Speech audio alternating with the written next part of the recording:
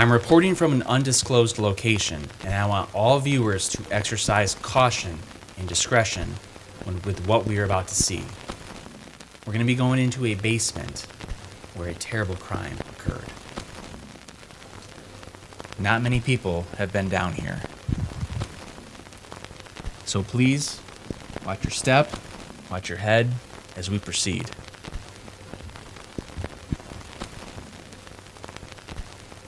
As we get deeper into the basement, you're going to see that this is the scene of the crime.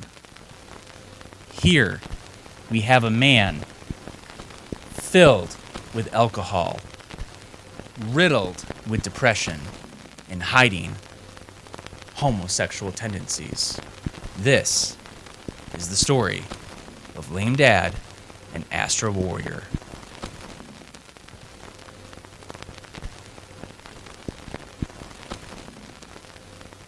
What's up, gamers? You have TigerChainsaw. Welcome to this Astro Warrior review, and welcome to the story of how my buddy Lame Dad played Astro Warrior up until 4 in the morning.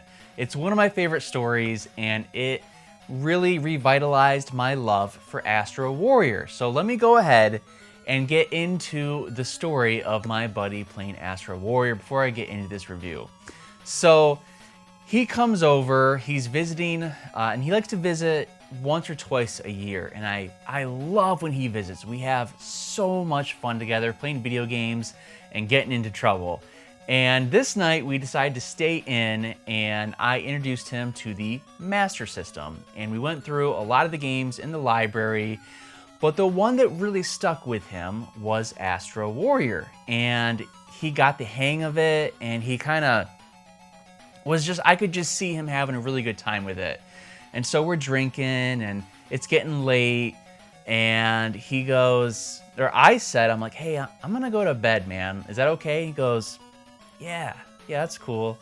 Do you mind if I hang out down here and play Astro Warrior? And I was like, dude, of course.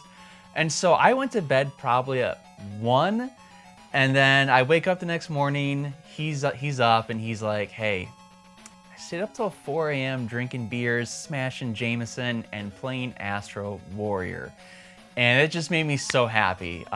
It's a special game from my childhood, and it was just really cool to see it resonate with one of my best friends and for him to have a blast with it. And so that's one of my favorite stories of how Astro Warrior somehow kept my buddy Lame Dad up playing past 4 a.m. So let's get into this review, but before we do, if you are a first-time viewer on this channel, or if you just haven't yet, go ahead and hit that sub button, because I've got tons of game reviews on this channel, ranging from the 80s, the 90s, the 2000s, all the way up to the PS5. And I've also got plenty of skits on my channel like I did to open up this video. All right, let's head to the Sega Master System back in 1986 and check out Astro Warrior. Sega released Astro Warrior for the Sega Master System in 1986. This space shooter is one of the first games I ever played, so I thought it was time to show it some love and review it on my channel. How does it hold up for my childhood? Well, let's hop into the ship and blast away at tennis balls and macaroni and cheese wheels in this Astro Warrior review. Don't get what I'm saying? Don't worry, I'll explain starting with the plot, but be warned, spoilers are ahead.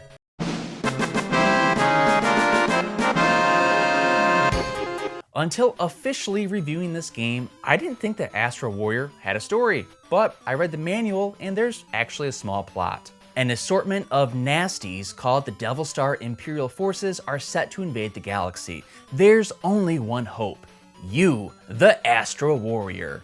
You've got to lead the Allied forces from the deck of your flagship, the Astro Raider, on a daring mission. Break through a triple zone defense, destroy the enemy, and ultimately take out the mothership. Remember, between you and mission accomplished, there are some brutal creatures out there, on their ships, in the fortress, on the mothership, so be careful and good hunting. Well, there you have it. The Devil Star Imperial Forces are coming, so you better pony up and blow them into smithereens. And that's exactly what I did.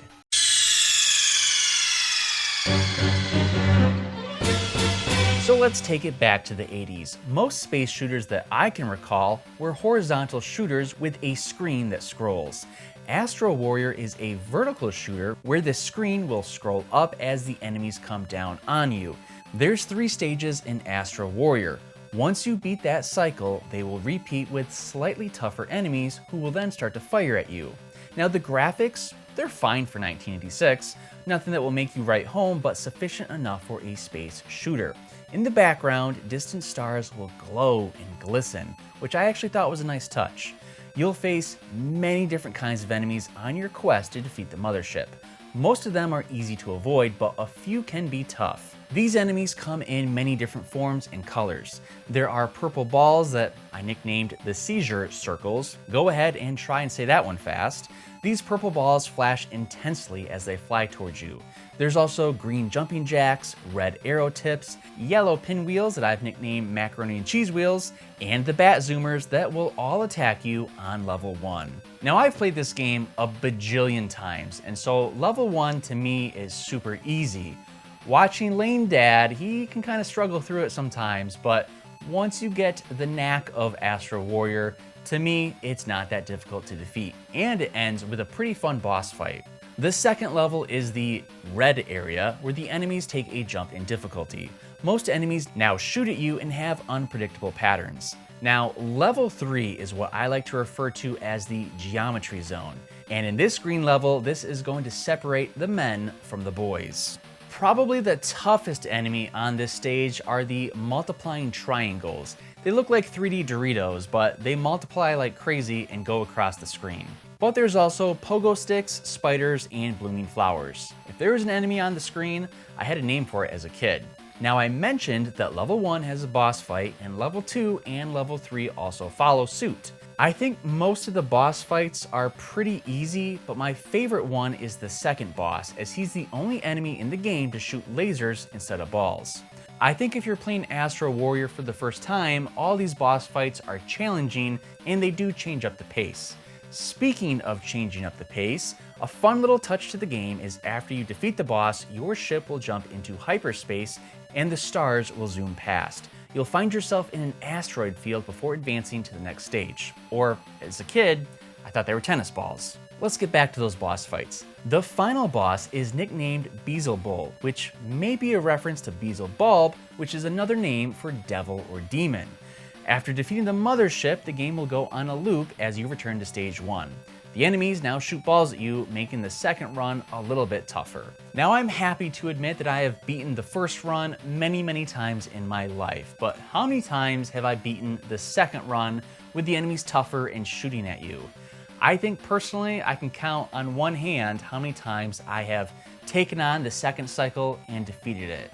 It's a big challenge once you get past the first cycle, and I think that's a good thing. It gives players something to work toward if the game is too easy the first time around. So if you want to beat Astro Warrior, the key is collecting power-ups in the forms of ships. It's very important to collect them as they add speed, firepower, and 2 assistant ships that tag along, providing massive support. In order to collect these or to get the power-ups to come down, you need to shoot out the light boxes on the motherships. This is a lot of fun, and I love the sound effects for doing this. The more light boxes you blow up, the faster your power-ups will come down. I will give you a warning though about collecting too much speed, because usually I only try and collect 1 or 2 of the speed boosts because, as they say, speed kills, and that's very true in Astro Warrior. If you've maxed out your speed, you kind of start to lose control of the ship and you crash into enemies pretty easily. I like to collect 1 or 2 speed boosts and call it quits. To me, Astro Warrior is the perfect game to introduce to someone that is interested in the shoot 'em up genre. Its difficulty curve is nearly flawless, as the first level is pretty easy and you can defeat it on, maybe your 3rd or 4th try. After that, it becomes addicting and you want to keep replaying the game. So as a kid, I did just that and I became pretty good at Astro Warrior. And so it's always a treat for me to introduce my friends to Astro Warrior and see what they think about it. And it's just really cool that I have all these memories now, not only as a kid, but playing it with my buddy Lame Dad. And every single time he comes back to visit, I always bust it out and I want to see if he's gotten any better at Astro Warrior. Spoilers, he hasn't. The final thing that I'll say is that the soundtrack to Astro Warrior is amazing. Wow, does this music match the action on the screen, and it just gives great vibes while you're playing it. Astro Warrior has a killer soundtrack. In fact, if you've played Astro Warrior before, you will notice that the jingles in this game are also in all of my game reviews. I have at the beginning the intro jingle, and then I have the review score jingle. Matter of fact, let's go to the review score so you can hear it.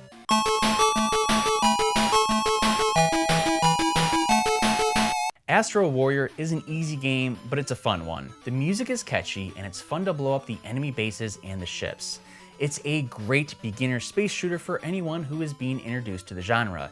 It doesn't offer much after you beat the game, and unfortunately, if you're an expert, you can do both cycles in less than 8 minutes. But that doesn't take away from the fact that Astro Warrior is not only a must-play, a must-own for all Master System collectors, it's just a great game overall, and it's really fun and it's really addicting.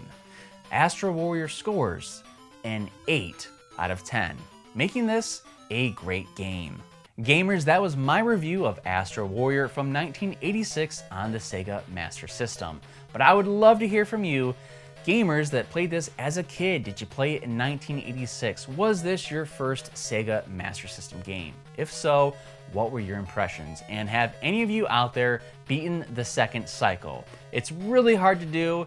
I've done it a few times, but I have to be really, really lucky to do it. So let me know your thoughts, let me know your memories or comments down below. And while you're there, don't forget to like this video and subscribe to my channel, because I've got tons of game reviews on it, ranging from the 80s, the 90s, all the way up to the PS5. And speaking of the PS5, my review that I just did is on the Callisto Protocol. That's going to be coming up next. So if you want a game that is a little bit more near our time, not in 1986, the Callisto Protocol is coming up next. Gamers, thanks for watching, and make sure you play a video game today. Shout out to my boy Lame Dad.